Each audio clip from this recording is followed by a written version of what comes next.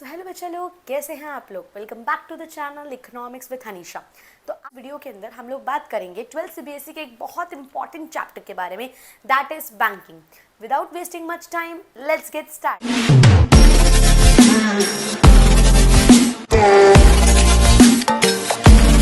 Okay, so first of all बच्चों, bank का मतलब क्या होता है? What exactly is a bank?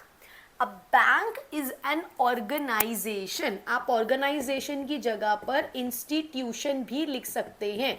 So a bank is an organisation और an institution which keeps money safe for its customers. Customers मतलब कौन?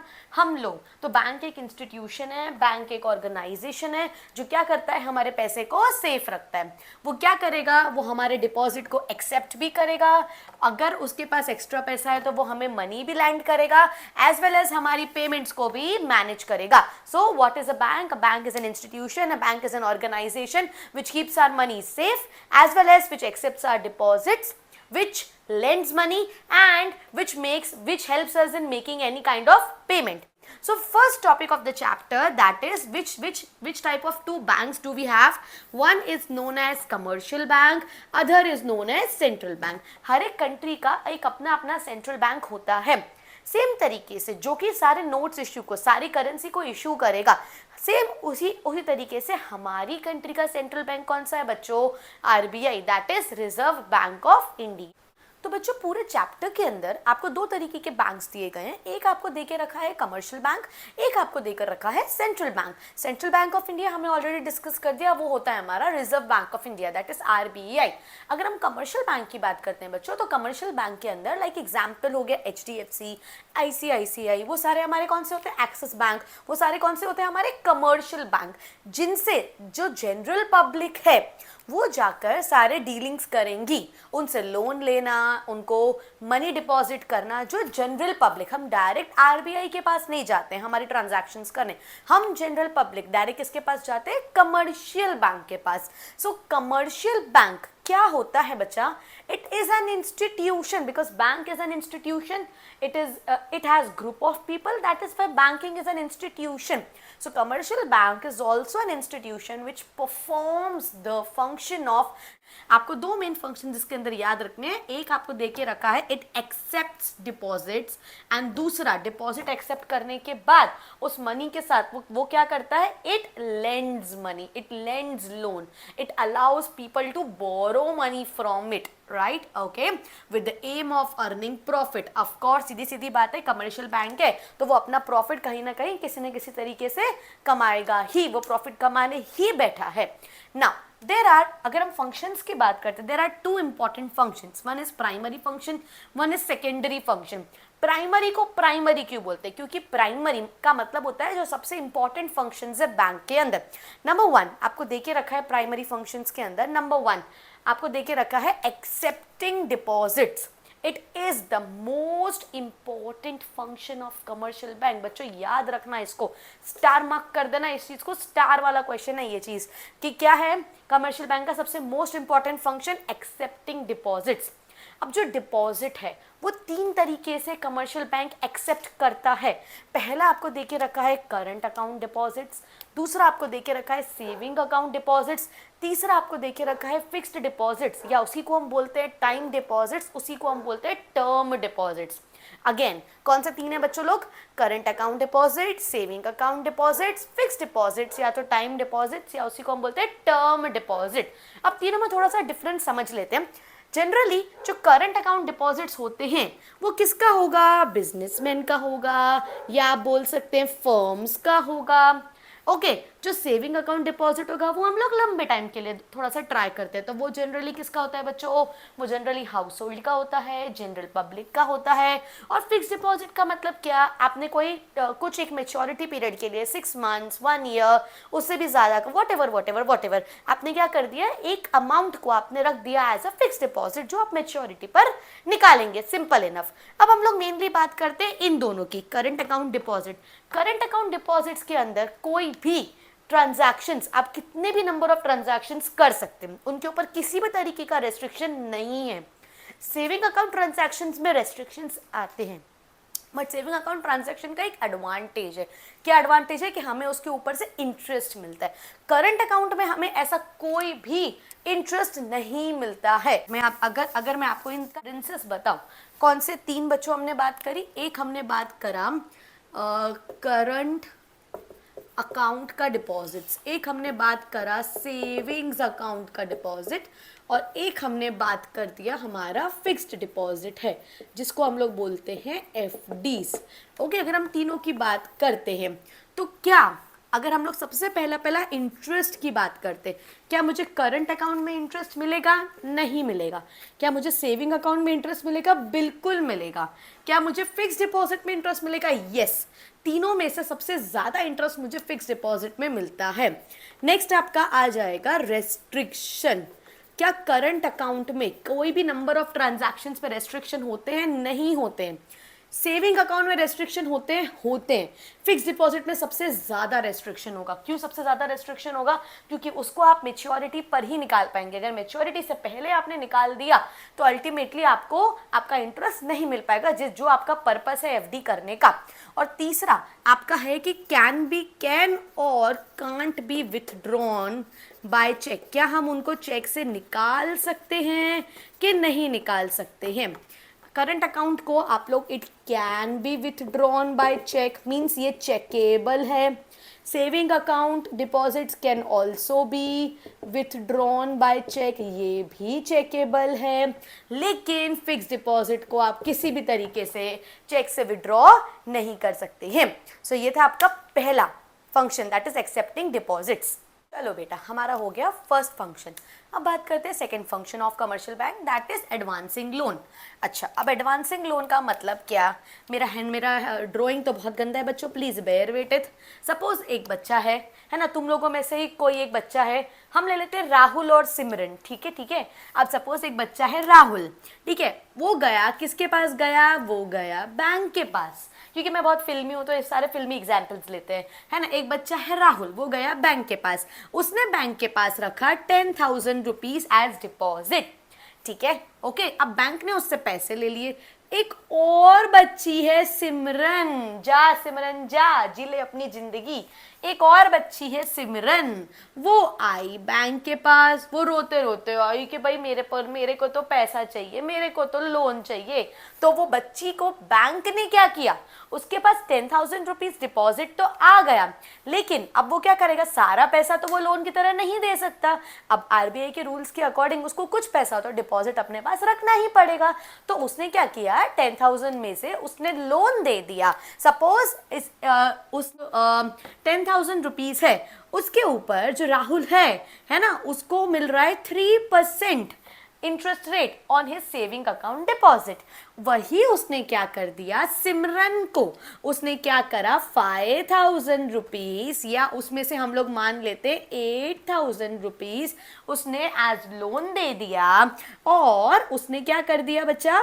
यहाँ पर उसको वो लोन उसने दिया 7% इंटरेस्ट रेट पे। तो बच्चों 3% पे तो वो डिपॉजिट का इंटरेस्ट दे रहा है, 7% पे वो लोन का इंटरेस्ट ले रहा है। तो बीच का जो 4% बच गया वो क्या है? बैंक का पैसे में से पैसा बनाया, दैट इज बैंक का प्रॉफिट, बैंक का इनकम। ये सबसे बड़ा मेजर सोर्स ऑफ इनकम है for the banks. Now banks provide करती है loans in 3 types, in 3 ways. एक है कैश क्रेडिट, एक है डिमांड डिपॉजिट्स, एक है शॉर्ट टर्म लोन्स। चलो इनको समझते हैं। कैश क्रेडिट का मतलब होता है कि जब हमने लोन लिया किसी करंट एसेट के सामने, हमने सामने कोलेटरल में क्या रखा बच्चों? कुछ करंट एसेट्स रख दी। करंट एसेट्स का मतलब क्या होता है? कि जिनको बेच के लिक्विडिटी आपकी इनकी बहुत ज्यादा रहती है, मतलब जिनको बेच के आपको पैसा बहुत जल्दी मिलता है, दैट इज शेयर्स, बॉन्ड्स, ऐसा कुछ रखते हो जब आप बैंक के अंदर, और उसके अगेंस्ट जब आपको बैंक लोन देता है तो उन लोन्स को हम लोग बोलते हैं कैश क्रेडिट। नंबर 2 आपको देख के रखा है डिमांड डिपॉजिट्स। आज के टाइम पे ये नहीं चलते, पहले के टाइम पे ये बहुत ज्यादा चला करते थे, लेकिन आज के टाइम पे ये चीज़ नहीं है। डिमांड डिपॉजिट्स का मतलब क्या कि राहुल को ज़रूरत पड़ी या ये सिमरन को ज़रूरत पड़ी, ये गई बैंक के पास कि भाई मुझे अभी लोन चाहिए, बैंक ने लोन तो दे दिया लेकिन एक शर्त पे लोन दिया कि क्या करना पड़ेगा, जब हमें ज़रूरत पड़ेगी, जब हम डिमांड करेंगे, हम आपसे विथड्रॉ कर लेंगे वो मनी, आपको वो मनी हमको आकर वापस देना पड़ेगा on our demand, that is known as demand deposits. और तीसरा आपको देखे रखा है बच्चों, जैसे नाम आप पढ़ रहे हैं short term loans. Short term loans मतलब क्या, मैंने कोई पर्सनल लोन ले लिया, किसके ऊपर मैंने लोन ले लिया, कुछ भी कोलेटरल रख के मैंने लोन ले लिया, मैंने कुछ अपना गोल्ड रख दिया, मैंने मॉर्टगेज रखा, अगर होम लोन है तो मैंने कोई मॉर्टगेज रखा, कार लोन है तो मैंने कार रखा, कार के पेपर्स रखे। तो सिंपली अगर मैं कोई शॉर्ट टर्म लोन लेती हूँ अगेंस्ट माय कोलिटरल, कोई भी चीज को कोलिटरल में रख के, तो उस लोन को हम लोग बोलते हैं शॉर्ट टर्म लोन्स। ओके, चलो बेटा जी, आई होप आपको प्राइमरी फंक्शंस क्लियर हो। हाँ मैम, चलिए आगे बढ़ते हैं सेकेंडरी फंक्शंस की तरफ। सेकेंडरी फंक्शंस का मतलब क्या होता है, कुछ एडिशनल फंक्शंस, ये होते हैं बच्चों सेकेंडरी फंक्शंस, कुछ एडिशनल फंक्शंस जो एक कमर्शियल बैंक क्या करता है, फुलफिल करता है। Primary functions were the most important functions. Secondary functions are some additional functions performed by the commercial banks. Number 1 आपको देखे रखा है ओवरड्राफ्ट फैसिलिटी। अब ओवरड्राफ्ट बच्चों मैम नाम तो सुन के रखा है, पर ये क्या होता है, क्या हमें कोई ड्राफ्ट बनाना है उस पर ओवरली चल जाना है? नहीं। ओवरड्राफ्ट फैसिलिटी का मतलब क्या होता है? ओवरड्राफ्ट फैसिलिटी का मतलब होता है, सपोज आप एक बिजनेसमैन हैं या तो आपका कोई रेगुलर फ्रीक्वेंट ट्रांजैक्शंस हैं आपके बैंक के साथ, तो बैंक अगर आपके अकाउंट के अंदर 1 लाख रुपीस पड़ा है और आपको क्या करना है, आपको 1,10,000 का पेमेंट करना है, तो बैंक आपको क्या करेगा, वो 1,10,000 का पेमेंट करना अलाउ करेगा, और उस पे जो 10,000 एक्स्ट्रा निकल गए उस पे वो क्या लेगा आपसे, इंटरेस्ट। क्या ये बैंक सबको अलाउ करता है? नहीं बच्चों, सबको अलाउ नहीं करता है। कोई ऐसे बिजनेसमैन या कोई ऐसे लोग जिनके क्या है, बहुत ज्यादा बैंक के साथ फ्रीक्वेंट ट्रांजैक्शन है, जिनके ऊपर बैंक को ट्रस्ट है कि वो लोग पे कर सकते हैं, उनका ही बैंक ओवरड्राफ्ट फैसिलिटी प्रोवाइड करेगा। Next number 2 is discounting bills of exchange. एक बहुत ज्यादा इंटरेस्टिंग, सॉरी मेरा बोर्ड बंद हो गया था बेटा, एक बहुत ज्यादा इंटरेस्टिंग टॉपिक है डिस्काउंटिंग बिल्स ऑफ एक्सचेंज। चलिए अब हम अपने 2 कैरेक्टर्स को यहाँ पर वापस लेके आते हैं। कौन से 2 कैरेक्टर्स थे मेरे? राहुल और सिमरन। ठीक है, अब सपोज राहुल का एक बिजनेस था। कौन है फिर से ये है मेरा राहुल, जो कि है मेरा सेलर इस केस के अंदर, और एक आती है मेरा सेलर है इस केस में, सिमरन मेरी बायर है इस केस के अंदर। ना राहुल क्या करेगा, उसने सिमरन को सपोज 50,000 का उसने क्या किया, सिमरन को कोई चीज सेल करी। ठीक है, राहुल ने अपने दिल के साथ साथ सिमरन को क्या किया, सिमरन को कुछ ना कुछ एक 50,000 रुपीज का कुछ चीजें सेल करी, पर राहुल को भरोसा नहीं था। अच्छा, राहुल ने क्या किया, सिमरन को 50,000 का कुछ चीजें सेल करी। अब सिमरन ने ऐसे बोला कि मैं आपको पेमेंट 2 महीने बाद पे करूंगी। फॉर एग्जाम्पल आज तारीख है 1 दिसंबर, ठीक है, एग्जाम्पल 2 महीने बाद मतलब सिमरन का पेमेंट करेगी 1 फरवरी को करेगी, लेकिन राहुल बेचारा गरीब सा, उसको बहुत ज्यादा जरूरत पड़ गई पैसों की। ठीक है, तो अब उसके पास क्या, उसको एकदम ऐसा सिमरन के ऊपर ट्रस्ट बैठ जाएगा कि क्या राहुल को सिमरन के ऊपर ऐसा ट्रस्ट बैठ जाएगा कि हाँ ठीक है वो 2 महीने बाद तो पैसा दे ही देगी? नहीं, राहुल क्या करेगा, एक लीगल डॉक्यूमेंट बिल उसको बना के देगा। उस बिल के अकॉर्डिंग सिमरन उस पर साइन करेगी। साइन करने के साथ साथ सिमरन उसको प्रॉमिस करेगी, इसको बोलते हैं प्रॉमिसरी बिल। सिमरन उसके ऊपर प्रॉमिस करेगी कि वो 2 महीने बाद क्या करेगी, सारा 50,000 रुपीज राहुल को दे देगी। अब सिचुएशन ऐसी आ गई कि राहुल को इमीडिएटली पैसों की जरूरत पड़ गई। अभी राहुल मेरे भैया कहाँ गया, मेरा भैया ये मेरा भैया गया बैंक के पास कि मेरे को तो जो सिमरन है वो तो 2 महीने बाद पेमेंट करने वाली है, लेकिन मुझे 50,000 की जरूरत तो अभी है, तो बैंक वालों मुझे हेल्प करो। तो बैंक क्या करेगा, उसको पता है कि उसके पास बिल्स ऑफ एक्सचेंज है, उस पर सिमरन की साइन है कि वो 2 महीने बाद 50,000 दे देगी। अगर सिमरन 50,000 नहीं देती है तो बैंक क्या कर सकता है, उस लीगल डॉक्यूमेंट को केस में जाके प्रेजेंट कर सकता है कि भाई ये पर्सन हमको पैसा नहीं दे रहा। तो राहुल के पास गारंटी तो है कि सिमरन उसको पैसा देने वाली है। सो अल्टीमेटली बैंक क्या करेगा, उसको वो 50,000 दे देगा। क्या बैंक उसको पूरे 50,000 दे देगा, फ्री ऑफ कॉस्ट दे देगा? क्यों, राहुल के घर वाले बैंक के अंदर? ऑफ कोर्स नॉट, ये प्रॉफिट कमाने बैठे। सो वो लोग क्या करेंगे, वो 50,000 के ऊपर या तो कम अमाउंट देंगे या तो उसके ऊपर अपना कोई मार्जिन, कोई इंटरेस्ट जोड़कर राहुल को दे देंगे। ठीक है, so this facility is known as discounting of bills of exchange. जो बिल ऑफ एक्सचेंज बना, दिल के साथ साथ बिल जो बना, कौन सा बिल ऑफ एक्सचेंज बना, बिटवीन राहुल एंड सिमरन। ठीक है, तीसरे आपके आते हैं बेटा एजेंसी फंक्शंस। एजेंसी मतलब बैंक एक तरीके का एजेंट बनता है। एजेंट का मतलब बैंक एक तरीके का मीडिएटर की तरह वो क्रिएट, मींस वो एक फंक्शन प्रोवाइड करता है, राइट, फैसिलिटेट करता है।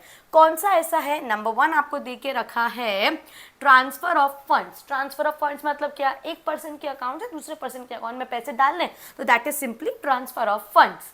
ठीक है, दूसरा आपको दे के रखा है foreign exchange purchase and sale. For example, आप इंडिया से अमेरिका घूमने जा रहे हैं और आपको क्या चाहिए, आपको रुपीस को कन्वर्ट करना है डॉलर के अंदर, तो आपको कौन हेल्प करेगा, कौन आपको वो सारा एक्सचेंज करके देगा? ऑफ कोर्स आपको कमर्शियल बैंक वो चीज हेल्प करके देगा, राइट। इनकम टैक्स कहीं पे कंसल्टेंसी आपको चाहिए तो बैंकिंग आपको ये प्रोवाइड करता है, कमर्शियल बैंक आपको ये सर्विस प्रोवाइड करेगा। Purchase and sale of securities, अगर आपको डिजिटली कोई भी शेयर, कोई भी बॉन्ड सेल या परचेज करना है तो वहां पर भी डीमैट अकाउंट खोलने के लिए कंपलसरी आपको बैंक अकाउंट की जरूरत पड़ेगी, तो वहां पर भी कमर्शियल बैंक आपको हेल्प करेगा। And the last is letter of reference. अब लेटर ऑफ रेफरेंस का मतलब क्या, जैसे कुछ टीचर्स होते हैं, उनको बच्चों के बारे में पता है कि ये वाले बच्चे तो अच्छे ही हैं, मैं गारंटी लेती हूँ कि ये वाले बच्चे तो अच्छे ही हैं, ये ऐसी कोई मिस्टेक कर ही नहीं सकते। सेम तरीके से बैंक बहुत सारे इन्वेस्टर्स को, बहुत सारे कंपनीज को, अपने कुछ क्लाइंट्स का, अपने कुछ कस्टमर्स का क्या प्रोवाइड करता है, लेटर ऑफ रेफरेंस। के ये जो पर्सन है ये क्रेडिट वर्दीनेस के साथ वो पर्सन है, आप उसको क्या कर सकते हो, आप उसको लोन या इन्वेस्ट उसकी कंपनी में कर सकते हो। ये भी बैंक क्या करेगा, ये भी एक तरीके का बैंक फैसिलिटी प्रोवाइड करेगा। तो ये लास्ट फंक्शन है कमर्शियल बैंक का, that is general utility function. बहुत ईजी से फंक्शन है, इसके अंदर कुछ नहीं है। सबसे पहले लॉकर फैसिलिटी। बैंक्स आपको एक सेफ स्टोर प्रोवाइड करता है कि जिसके अंदर आप क्या कर सकते हैं, आप अपना थोड़ा बहुत गोल्ड, थोड़ा बहुत मनी आप क्या कर सकते हैं, उसको एज प्रोटेक्ट करने के लिए रख सकते हैं। नेक्स्ट आपको देखिए रखा है under writing securities. Under writing मतलब क्या, अगर आपको कोई भी पर्टिकुलर कंपनीज हैं, उनको अगर अपने शेयर्स बिकवाने हैं या आईपीओ के थ्रू उनको सेल करवाने हैं, पर वो सामने जो पब्लिक है वो नहीं बाय कर रही है, तो उस टाइम पे बैंक उनको सेल करवाने में हेल्प करता है। बैंक खरीद लेता है पब्लिक की जगह पर, और उसके बदले बैंक क्या लेता है, बैंक चार्ज करता है कुछ underwriting commission. So this is a function of particular commercial bank. तीसरा आपको देखे रखा है letter of credit. Letter of credit के अंदर क्या होता है बेटा, सिंपली ये आपको जनरली चलता है इंपोर्ट और एक्सपोर्ट के अंदर। सपोज 2 लोग हैं, 2 अलग अलग कंट्री के अंदर है, एक पर्सन बैठा है इंडिया में, एक पर्सन बैठा है यूएसए के अंदर। अब फॉर एग्जाम्पल यूएसए वाला सेल कर रहा है और इंडिया वाले को पेमेंट करना है, ठीक है। यूएसए वाला सेल कर रहा है, इंडिया वाले ने कुछ खरीदा यूएसए वाले से। अब उसमें सबसे पहला जो आपका जो यूएसए वाला है वो बोलता है कि मैंने तेरे ऊपर भरोसा नहीं करना, क्या करो, आप क्या करो, बैंक के वहां से आप लेटर ऑफ क्रेडिट लेकर आइए। क्या लेकर आइए, बैंक के वहां से लेटर ऑफ क्रेडिट लेकर आइए, तब ही हम आपको क्या करेंगे, हम आपका जो गुड्स एंड सर्विसेज जो भी आप हमसे बाय कर रहे हैं हम उसको डिस्पैच करेंगे। So this facility is known as letter of credit. And the last one is travellers cheque. अगर आपको कभी अब्रॉड ट्रैवल करना है और आपको अगर कैश कैरी नहीं करना है तो आप क्या कैरी कर सकते हैं बेटा, ट्रैवलर्स चेक, ताकि आपके कोई भी तरीके का चोरी ना हो। तो बच्चों इस तरीके से हमारे बहुत अच्छे से प्राइमरी और सेकेंडरी फंक्शंस हो गए कमर्शियल बैंक के। नेक्स्ट हमारा टॉपिक है credit creation bye commercial banks. अब क्रेडिट क्रिएशन का मतलब क्या, द वर्ड क्रेडिट सेज, ये कॉन्सेप्ट में आप पढ़ेंगे कि बैंक किस तरीके से पैसा कमाता है, एकदम बढ़िया तरीके से, किस तरीके से मनी मल्टीप्लाई करता है। इसलिए हम इसको बोलते हैं the concept of money multiplier. ठीक है, शुरू करते हैं किस तरीके से ये करेगा। ये कॉन्सेप्ट को पढ़ने से पहले आपको दो चीज़ें अज्यूम करनी है। हमें दो चीज़ें अज्यूम करनी पड़ेगी। हमें क्या अज्यूम करना पड़ेगा कि यहाँ पे कोई भी ट्रांजैक्शन बैंक कैश के अंदर नहीं कर रहा है। यहाँ पे सारी ट्रांजैक्शन बैंक कर रहा है थ्रू द बैंक्स ओनली। मतलब फिजिकल कैश में ऐसा कुछ भी बैंक चीज नहीं कर रहा है। मतलब फिजिकल कैश में बैंक कोई भी चीज नहीं कर रहा है। जितनी भी ट्रांजैक्शन है वो बैंक की किसके थ्रू हो रही है, बैंक के थ्रू ही वो ट्रांजैक्शन उनसे हो पा रही है। ओके, सो एक आपको दे के रखा है बैंक के अंदर होगा। दूसरा हम लोग अज्यूम करेंगे कि बैंक जितना अमाउंट लोन में देगा, हम ये अज्यूम करेंगे कि उतना सारा एक पर्सन विथड्रॉ कर लेगा। मतलब सपोज फॉर एग्जाम्पल बैंक के पास डिपॉजिट आए, एक लड़का आया राहुल, ठीक है, उसने बैंक में डिपॉजिट करा। कितना डिपॉजिट करा, 1000 रुपीज। अब वो 1000 रुपीज को बैंक के पास, आरबीआई ने बोला है सारा तो तुम लोन में दे नहीं सकते, तुम्हें क्या करना पड़ेगा, तुम्हें कुछ तो अपने पास रिजर्व रखना ही पड़ेगा। तो सपोज फॉर एग्जाम्पल बैंक को अपने पास 20% रिजर्व रखना है। मतलब राहुल के 1000 रुपए में से बैंक क्या करेगा, 200 रुपए का रिजर्व अपने पास रखेगा। फिर एक लड़की आई सिमरन, या ऐसे बहुत सारे अलग अलग लोग आए, ठीक है, उन्होंने बैंक से लोन मांगा।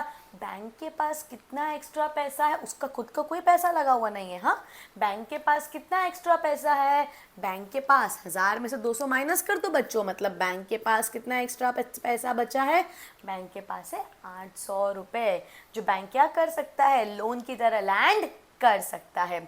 हम ऐसा मानेंगे कि अगर बैंक ने सिमरन को 800 रुपए का लोन सैंक्शन किया, लोन अप्रूव किया, तो उसका सिंपली मतलब क्या है कि बैंक सिमरन का एक अलग से अकाउंट क्रिएट करेगा। उसके अकाउंट में बैंक से लेके 800 रुपए, बैंक के अंदर ही है बच्चा वो, उसके अकाउंट में 800 रुपए आ जाएंगे। और बैंक ऐसा मानेगा, हम ऐसा अज्यूम करते हैं कि वो 800 रुपए सिमरन अलग से, सिमरन ने किसी को लैंड नहीं किए। सिमरन क्या कर रही है, उस 800 रुपए को क्या कर रही है, किसी पेमेंट के लिए इस्तेमाल कर रही है। फॉर एग्जाम्पल आपने एक घर लिया, वो घर के लिए आपने बैंक से लोन लिया 50 लाख का।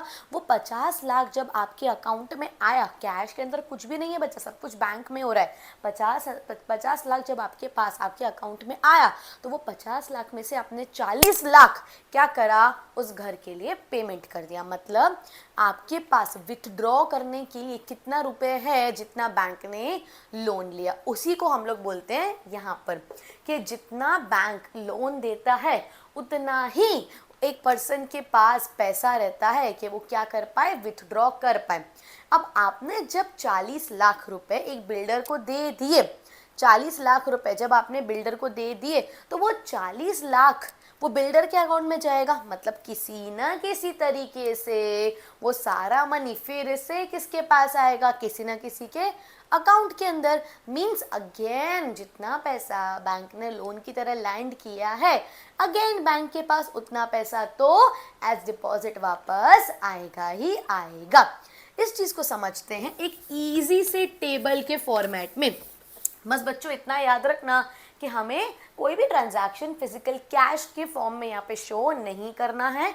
और दूसरा, बैंक जितना एज ए लोन दे रहा है उतना ही एक पर्सन विथड्रॉ कर पाएगा। चलिए हम लोग यहाँ पे लेते हैं इस कॉन्सेप्ट को, जो बैंक पैसा रिजर्व रखता है उस कॉन्सेप्ट को बोलते हैं LRR, लीगल रिजर्व रेशियो।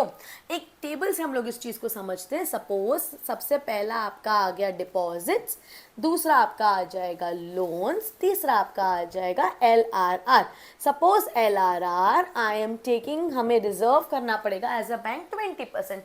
आप कितना भी ले सकते हैं बच्चों, आप 10% भी ले सकते हैं, 15% भी ले सकते हैं, 30% भी ले सकते हैं। It is up to you, it is just an hypothetical example. Okay, suppose there are in the round one, है ना। एक पर्सन आया, उसने बैंक के अंदर कितना डिपॉजिट किया बच्चों, 1000 रुपीज। वो 1000 रुपीज में से बच्चों LRR कितना है, कितना रिजर्व रखना पड़ेगा, 20%।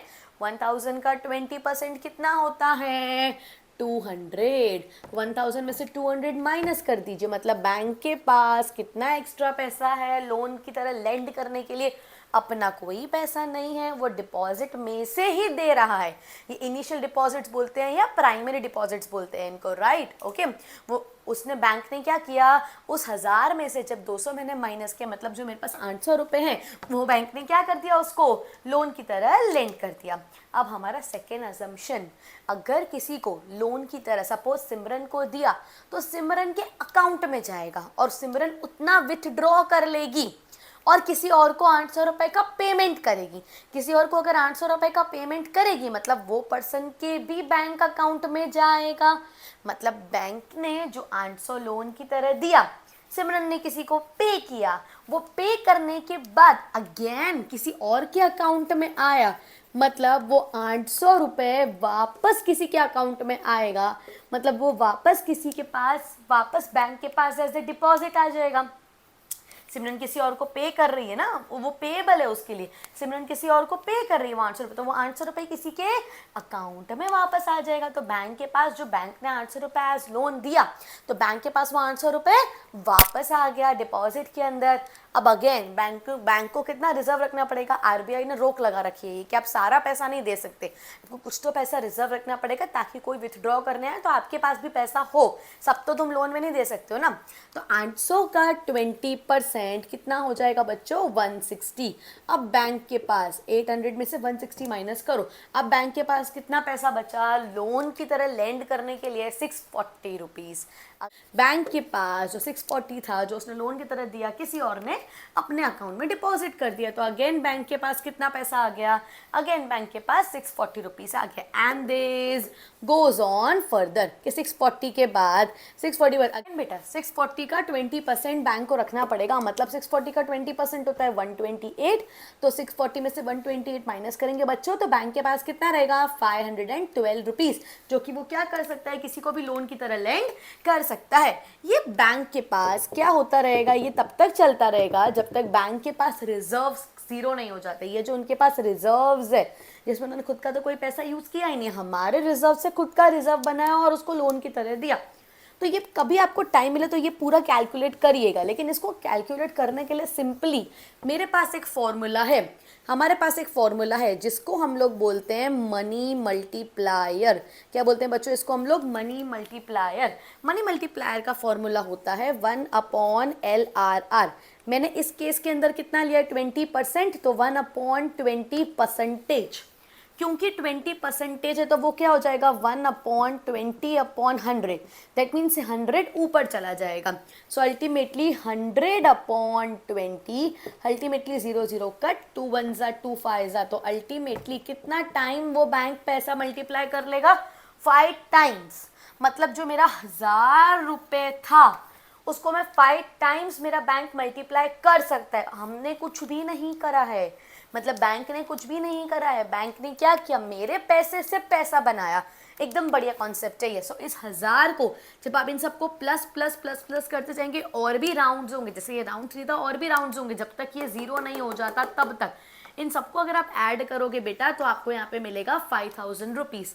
इन सबको आप ऐड करोगे तो आपको मिल जाएगा, सॉरी, इन सबको अगर आप ऐड करोगे तो आपको मिल जाएगा 1000 रुपीज। 1000 बैंक को रिजर्व रखना पड़ेगा, और 5000 में से 1000 माइनस करेंगे तो बैंक के पास कितना एक्स्ट्रा आ गया, 4000 रुपीज। बैंक ने मेरे 1000 को कितने में कन्वर्ट कर दिया, 5000, और उसमें से बैंक के पास कितना एक्स्ट्रा पैसा आ गया, 4000 रुपीज, जिसने जो बैंक ने यूटिलाइज कर दिया खुद का लेंडिंग रिक्वायरमेंट्स के लिए। है ना बढ़िया बात एकदम। किस तरीके से बैंक हमारे पैसे से खुद का पैसा कमाता है, क्योंकि अल्टीमेटली लोन के ऊपर तो उनका ही इनकम है। So this exactly is known as credit creation process by commercial banks. अच्छा बच्चों, एक चीज़ हमेशा याद रखिएगा, जो हमने 5000 जो टोटल हमने काउंट करा, वो मेरे 5000 को बोला जाता है टोटल डिपॉजिट्स। एक्चुअल फॉर्मूला आपके पास ये है, total deposits is equal to primary deposits multiplied by 1/LRR। ये ध्यान रखिएगा, स्टार वाला क्वेश्चन है आपके बोर्ड के लिए, बहुत बहुत बहुत one of the most important question है। मैक्सिमम टाइम्स 4 मार्क्स के अंदर आपको ये चीज़ आती है, और अगर 4 मार्क्स के अंदर आपको आती है तो जैसे हमने पहले टेबल बनाया वो टेबल बनाना है, और फिर वर्ड्स में आपको उसको एक्सप्लेन करना है कि भाई हमारा एक कस्टमर है, उसने राउंड वन में इनिशियल डिपॉजिट 1000 रुपीज किया, bank has to keep the reserve, let us assume the reserve is 20%, so bank will keep 200 rupees as reserve and 800 rupees it will lend. Then in the second round, so you have to explain all the 3 rounds in your words, and you have to make that table, and then you have to conclude by showing this exact formula. What is the exact formula बच्चा? total deposits is equal to primary deposits और initial deposits, दोनों का मतलब same होता है, into 1/LRR, that is legal reserve ratio. मेरे example के अंदर बच्चा मेरा प्राइमरी डिपॉजिट मतलब जो मेरा इनिशियल डिपॉजिट था, सबसे पहला अमाउंट जो राहुल ने डिपॉजिट करा वो कितना था? 1000 रुपीज। सो 1000 इंटू मैंने बच्चा LRR कितना लिया था? 20%। मैं आपको शो कर रही हूँ कैसे 1000 से 5000 रुपीज का। हर बार वो टेबल बनाने की जरूरत नहीं है, हम लोगों के पास एक बहुत अच्छा सा सिंपल सा एक फॉर्मूला है जिसको यूज करके हम लोग क्विकली क्या कर सकते हैं, उसको कैलकुलेट कर सकते हैं। ओके, नाउ 1000 इंटू 20% है बच्चा, सो अल्टीमेटली 20/100 मतलब 1000 इंटू 100/20, सो अल्टीमेटली 0 का 2 1 2 5, तो 1000 इंटू 5 दैट इज ये हो गया आपका ₹5000।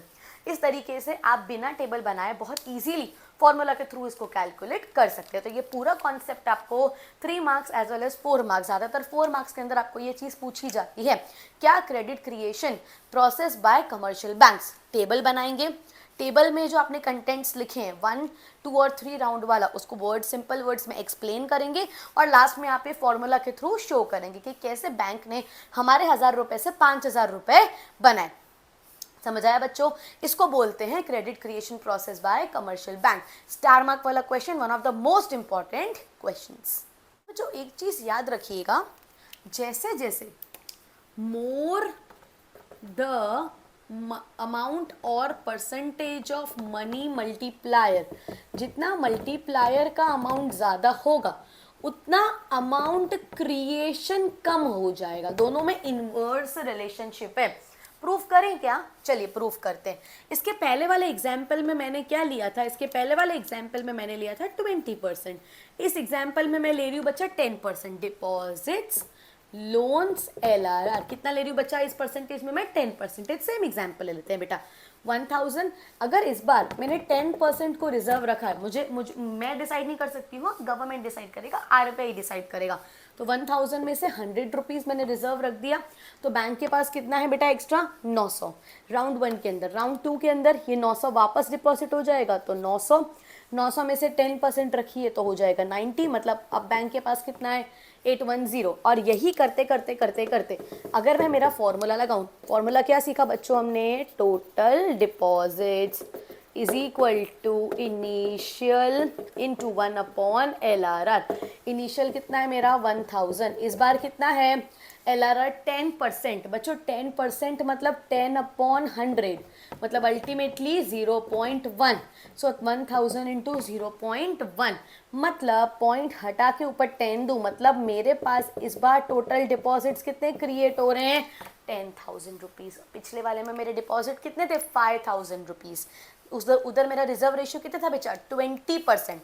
जैसे ही मैंने रिजर्व रेशियो कम किया, मैं अमाउंट ज़्यादा क्रिएट कर सकती हूँ। तो ये चीज़ याद रखिएगा कि अमाउंट क्रिएशन और जो आपका रिजर्व रेशियो है, दोनों के बीच में जो रिलेशनशिप है, दोनों के बीच में जो मल्टीप्लायर है और आपका जो टोटल डिपॉजिट्स है या आपका अमाउंट क्रिएशन है, दोनों के बीच में जो रिलेशनशिप है वो कैसा रिलेशनशिप है बच्चा? इनवर्स रिलेशनशिप है। More the money multiplier lesser will be your amount creation, और less your money multiplier more will be your amount creation.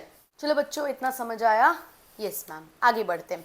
तो नेक्स्ट टॉपिक हमारा है बच्चों central bank, the second topic of the chapter. ठीक है, सबसे पहले पहले सेंट्रल बैंक का मतलब कौन होता है? हमारी कंट्री का सबसे बड़ा बैंक, सबसे सुप्रीम बैंक, सबसे top most bank, apex bank. क्या वर्ड यूज करते हैं बच्चों इसके लिए? Apex bank of the country. Now जो भी सेंट्रल बैंक होता है उसका काम क्या होता है कंट्री में? उसका काम है कि वो हमारी कंट्री के जितने भी मॉनेटरी ऑपरेशंस हैं उनको कंट्रोल करे, उनको ऑपरेट करे, उनको रेगुलेट करे। बच्चा रेगुलेट करना मतलब क्या? उनके लिए रूल्स एंड रेगुलेशंस बनाना ताकि उसमें कोई भी गड़बड़ ना हो। ठीक है, अब हर एक कंट्री के पास अपना अपना सेंट्रल बैंक होता है। उसी तरीके से हमारी कंट्री का सेंट्रल बैंक कौन सा है बच्चों? RBI, that is reserve bank of India. कौन है हमारी कंट्री का? Reserve bank of India.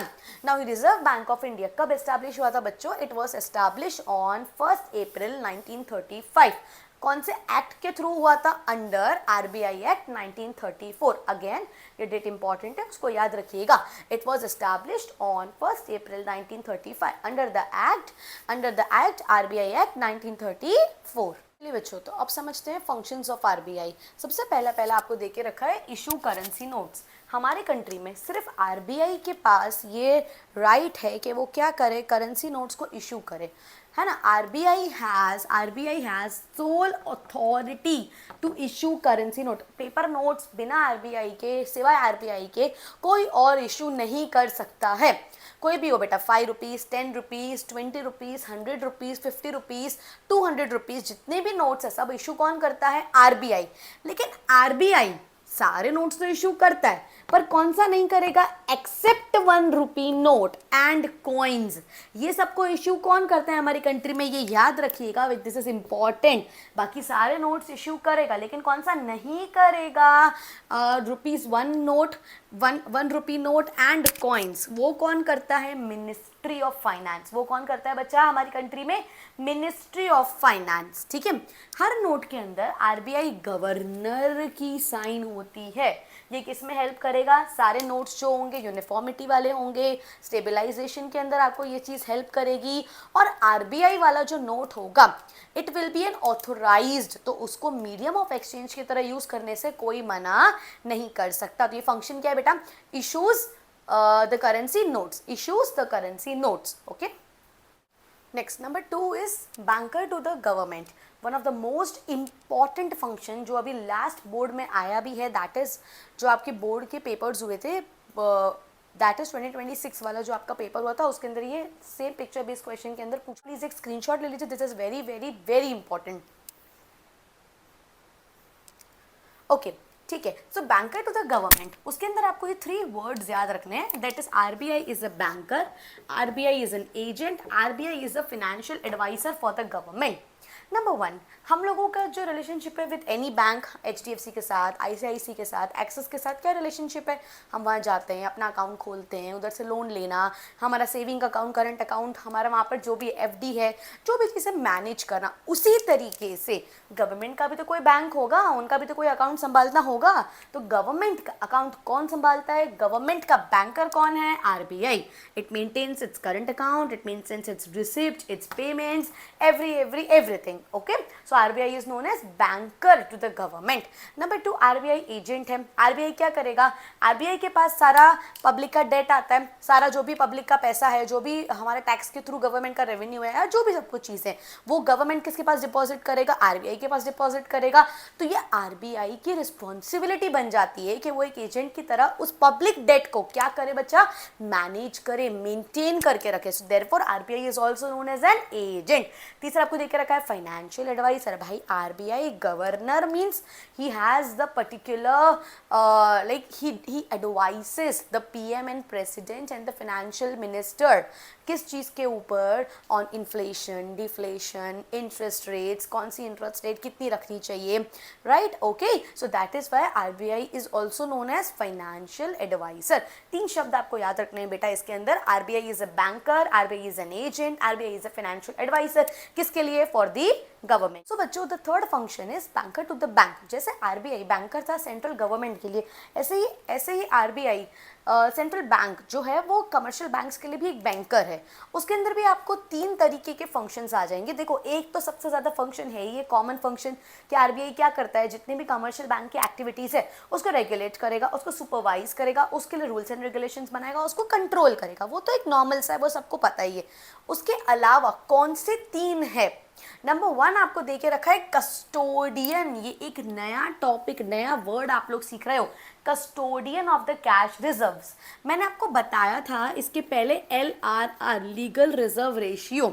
Legal reserve ratio के 2 पार्ट्स होते हैं, एक होता है SLR, एक होता है CRR। SLR का मतलब होता है स्टैट्यूटरी लिक्विडिटी रेशियो, CRR का मतलब होता है कैश रिजर्व रेशियो। मतलब जितने भी एक कमर्शियल बैंक के पास जितने भी डिपॉजिट्स आते हैं उनको आरबीआई के पास कुछ कैश रिजर्व के फॉर्म में रखना पड़ता है as a reserve. That reserve is known as cash reserve ratio. और उनको अपने खुद के पास अपने बैंक में उनको कुछ डिपॉजिट रखना पड़ता है। That deposit is known as SLR, that percentage is known as SLR, statutory liquidity ratio.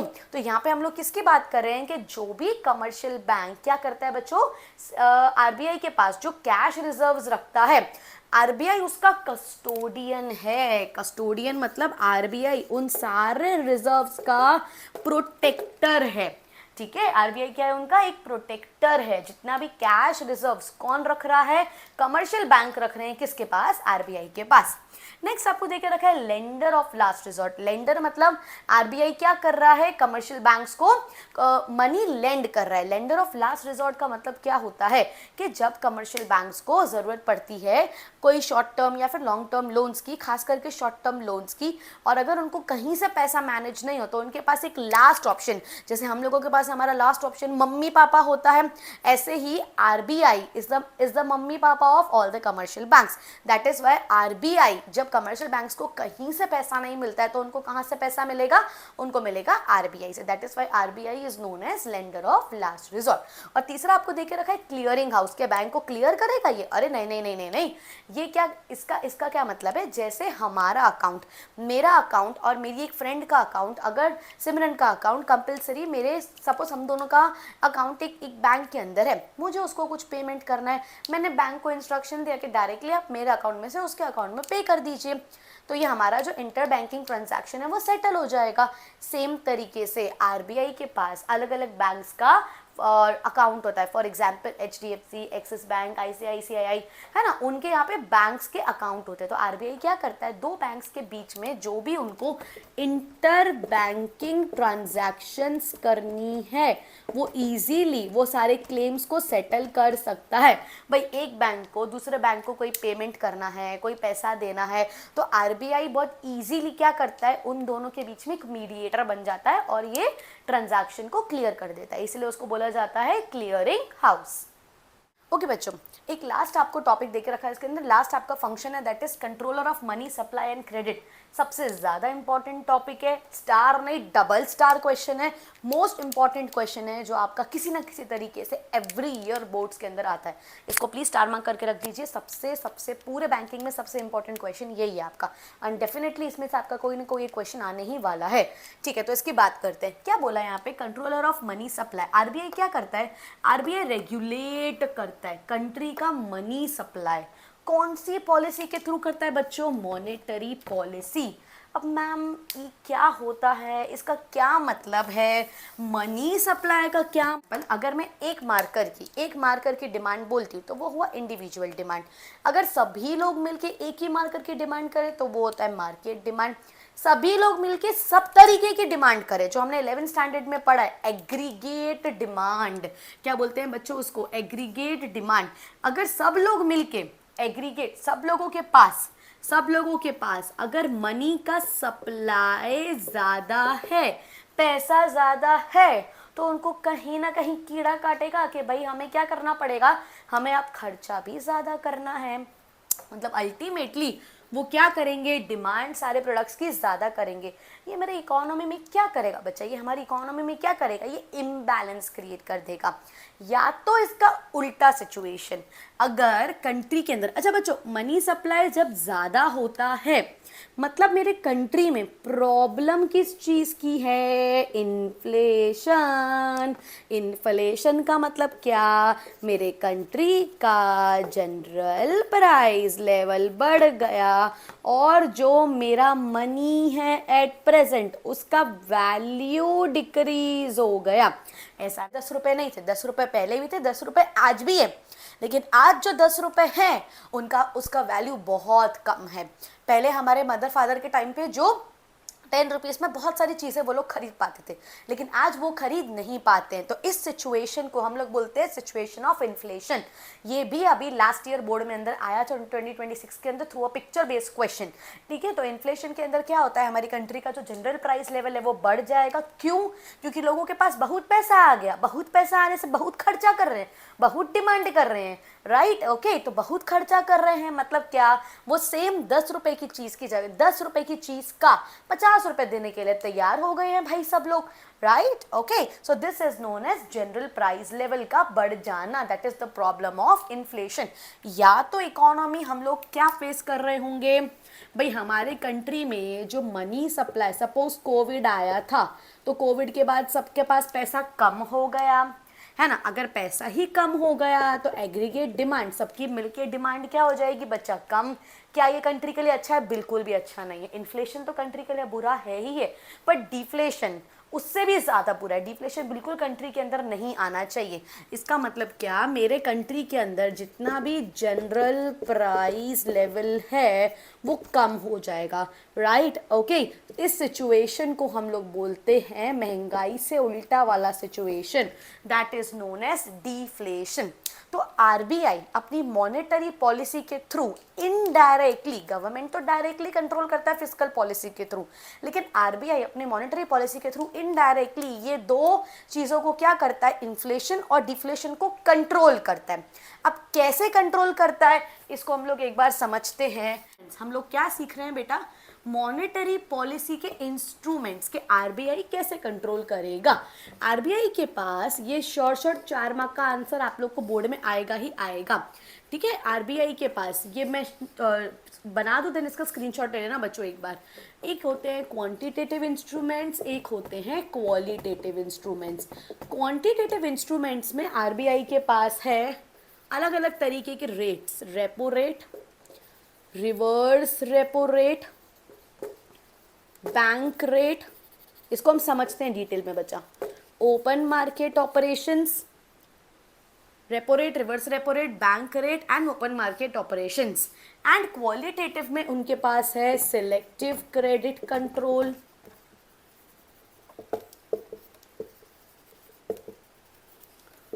Margin requirements,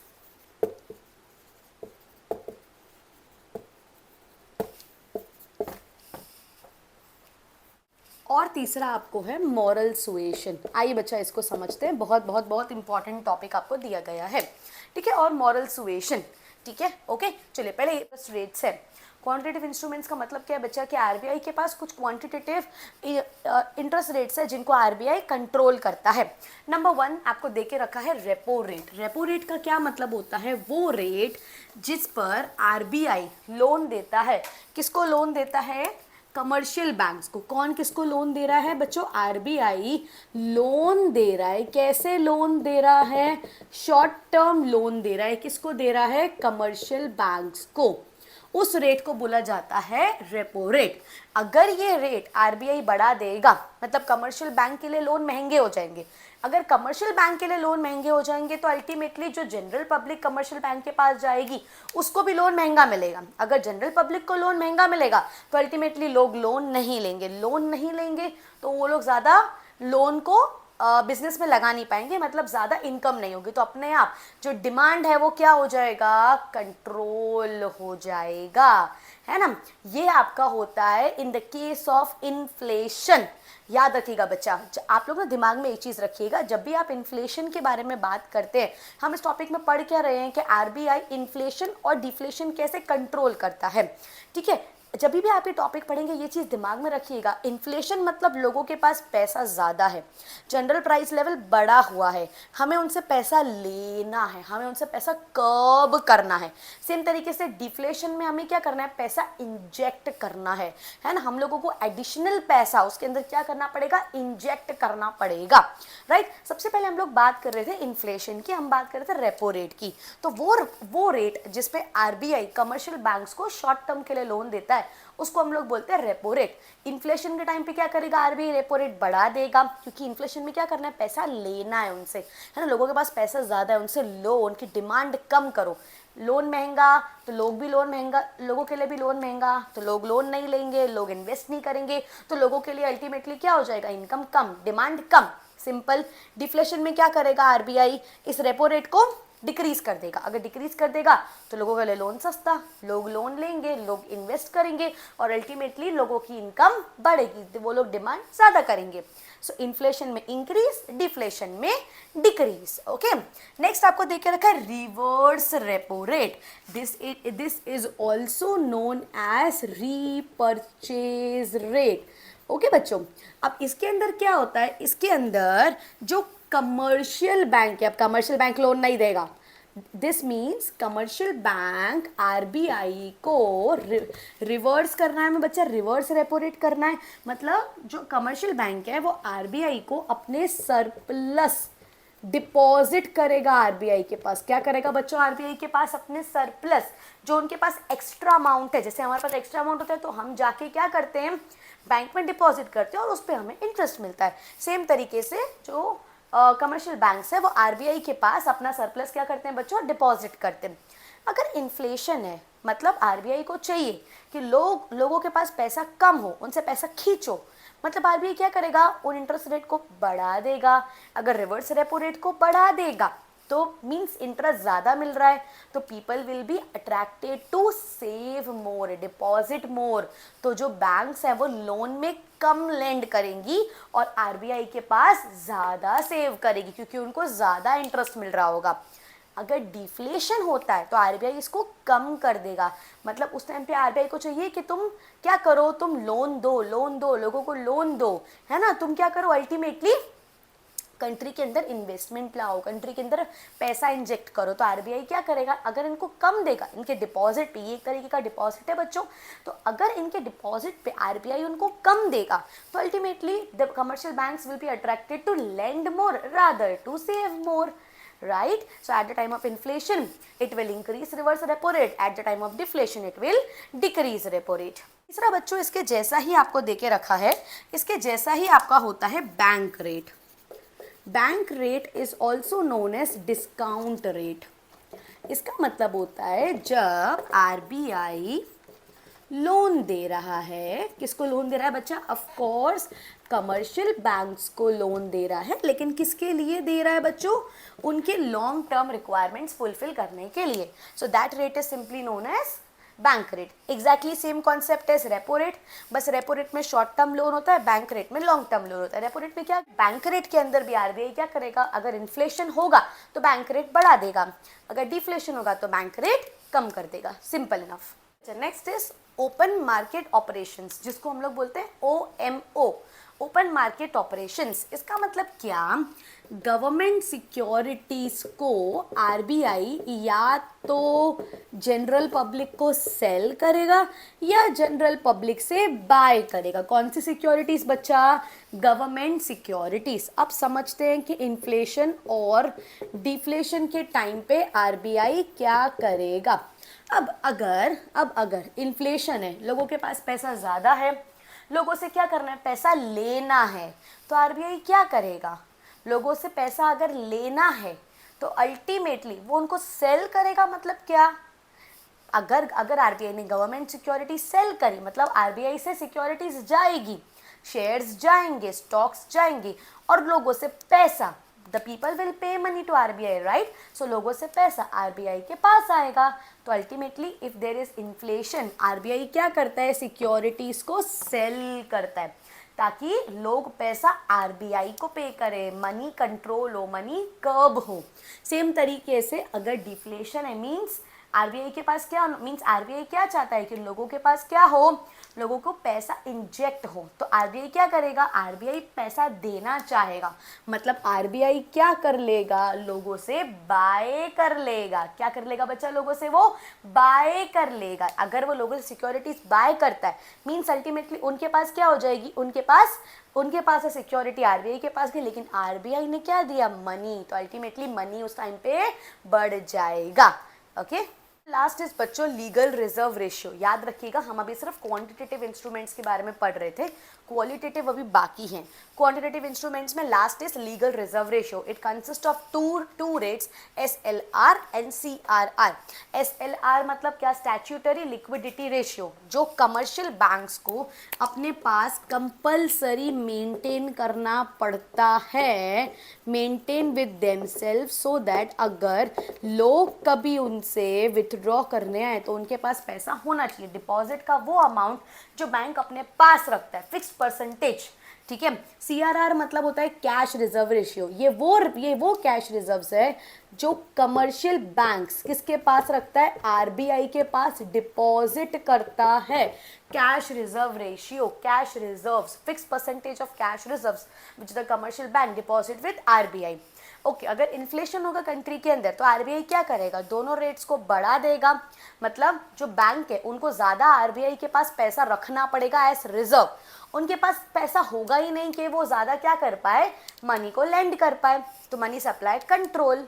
अगर डिफ्लेशन है तो आरबीआई क्या करेगा, आरबीआई ये दोनों रेट्स को कम कर देगा।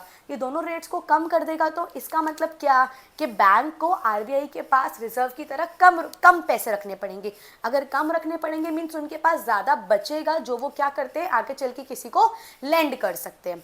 ठीक है, so all of these were the quantitative instruments of controlling money supply, that is inflation and deflation in the economy.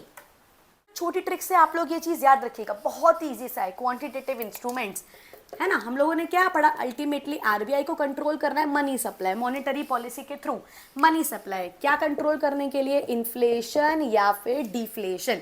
Inflation, I for inflation, I for increase. मेरे साथ ये पोयम गाइए, आपको लर्न हो जाएगा। I for inflation, I for increase, D for deflation, D for decrease, I for inflation, I for increase, D for deflation, D for decrease. इसका मतलब क्या कि जो आरबीआई है वो सारे रेट्स, कौन से रेट्स बच्चा, repo rate, reverse repo rate, bank rate, all of the rates को इन्फ्लेशन के टाइम पे क्या करेगा, इंक्रीज, डिफ्लेशन के टाइम पे क्या करेगा, डिक्रीज। ठीक है, चाहे वो एसएलआर हो, सीआरआर हो। Okay, and open market operations, open market operations को आरबीआई क्या करेगा, जिसको हम ओएमओ बोलते हैं, इन्फ्लेशन में क्या करेगा, सेल करेगा, और डिफ्लेशन में क्या कर देगा, चलो बच्चों, तो आपने क्वांटिटेटिव इंस्ट्रूमेंट्स तो ऑलरेडी पढ़ लिए। अब आते हैं नेक्स्ट क्वालिटेटिव इंस्ट्रूमेंट्स। कितने क्वालिटेटिव इंस्ट्रूमेंट्स है आरबीआई के पास मनी सप्लाई कंट्रोल करने के लिए, 3। Margin requirements, moral suasion, selective credit control.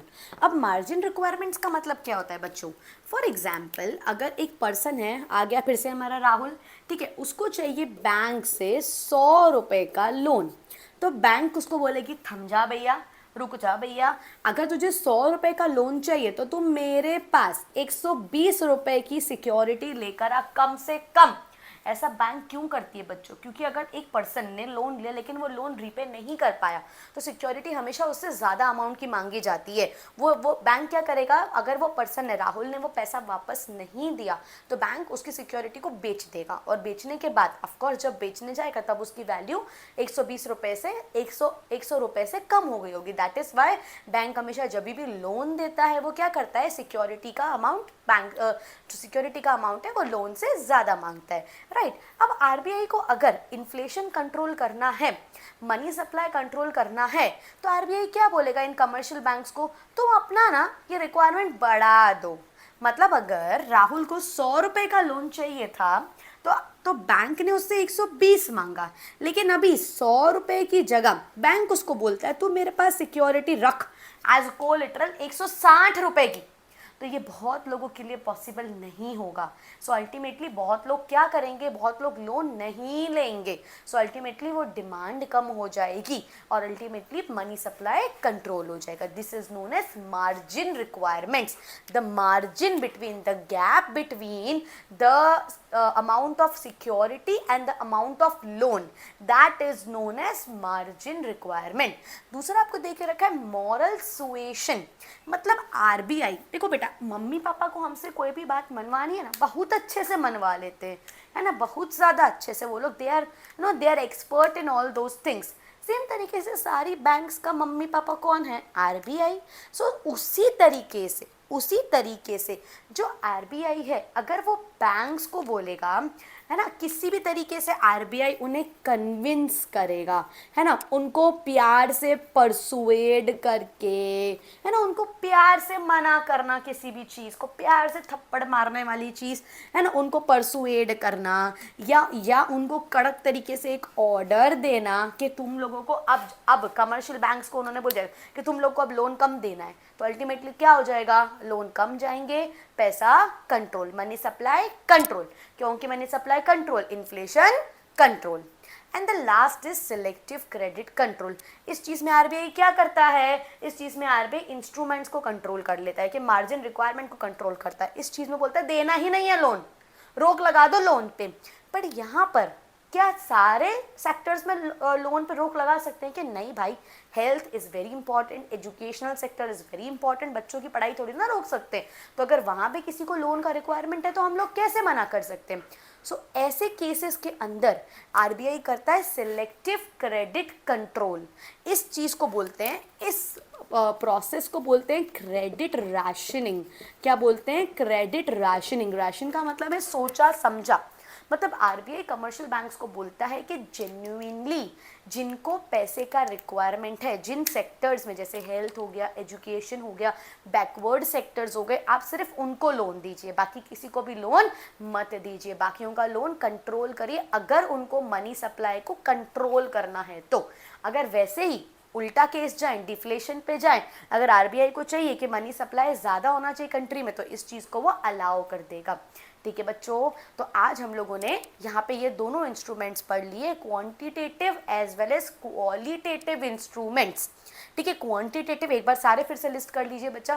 Quantitative in short one liner में बोलिए। Number 1 repo rate, the rate at which RBI क्या करेगा, कमर्शियल बैंक को लोन देगा for fulfilling their short term needs. Number 2 reverse repo rate, the rate at which commercial bank gives deposits their extra money into RBI for getting some interest rate. Third is bank rate or discount rate, the rate at which RBI gives money to the commercial banks for their long term. Fourth आपको दिख रखा है LRR, जिसके अंदर SLR and CRR आएगा, statutory liquidity ratio and cash reserve ratios. ठीक है, SLR the percentage of money that the banks have to keep with themselves, CRR the percentage of cash reserves that the bank have to keep with RBI। ठीक है, ये सारे rates को, inflation है तो RBI increase कर देगा, deflation है तो RBI डिक्रीज कर देगा। ठीक है, नेक्स्ट आपका आएगा OMO, open market operations, that is at the time of inflation government securities को RBI सेल करेगा, and at the time of deflation government securities को RBI बाय कर देगा। एंड देन क्वालिटेटिव इंस्ट्रूमेंट्स, उसमें हमने 3 पढ़े बच्चों, कौन से 3, margin requirements, that is the gap between the amount of loan and the amount of security, that should be kept as a collateral.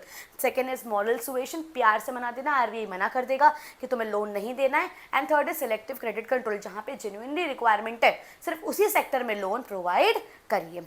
लो बच्चों, हो गया हमारा ये सारा चैप्टर बैंकिंग का बहुत अच्छे तरीके से, एक वन शॉट तरीके से। इसी तरीके से जो भी आपको आगे चल के मुझे कमेंट्स में बताइए कौन सा चैप्टर आपको समझना है, तो इसी तरीके से हम लोग आगे वीडियोस बनाते रहेंगे। For such fun and easy explanation of economic videos, follow Economics with Hanisha. Thank you.